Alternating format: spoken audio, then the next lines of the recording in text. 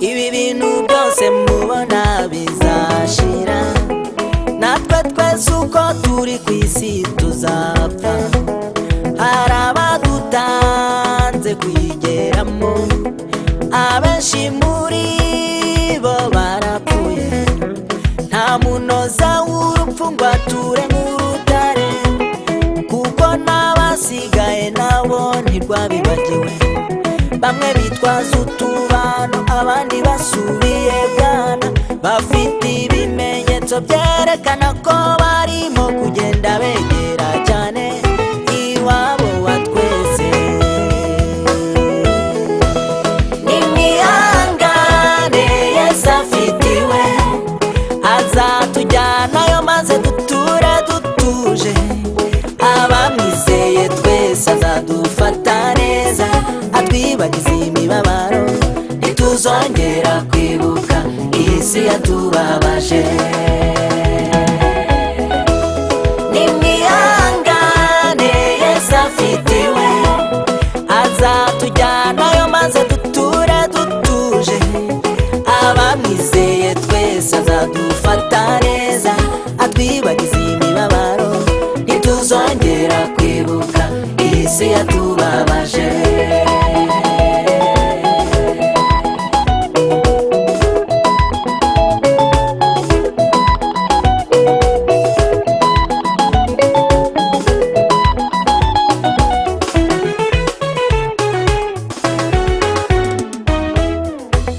Ibigeragezo mubona biza bisimburana, kimwe kigashira ikindi aribagara.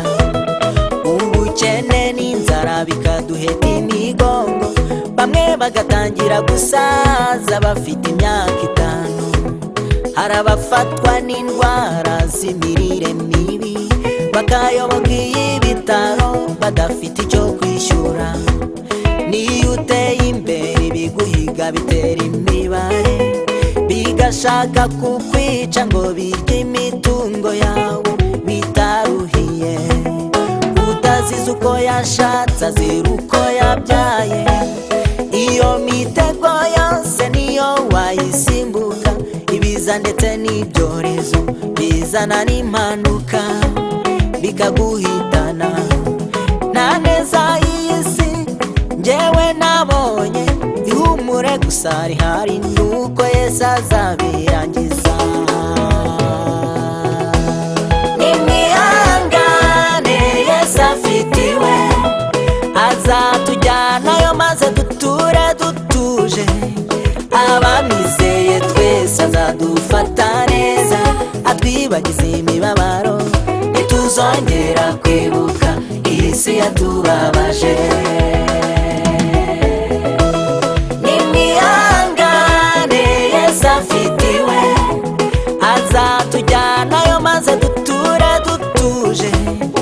Abamwizeye twese azadufata neza, atwibagize imibabaro, ntituzongera kwibuka isi yatubabaje.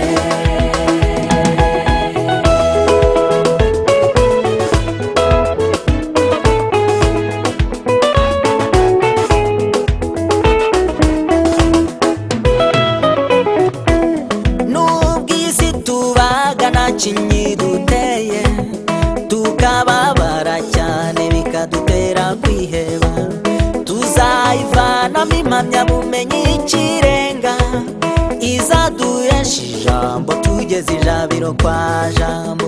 Nimwihangane, ibi byose biturushya, n'abarimu beza baba batwandikira amanota, ku ndangamanota tuzereka umubyeyi wacu, tugeze iwacu mu ijuru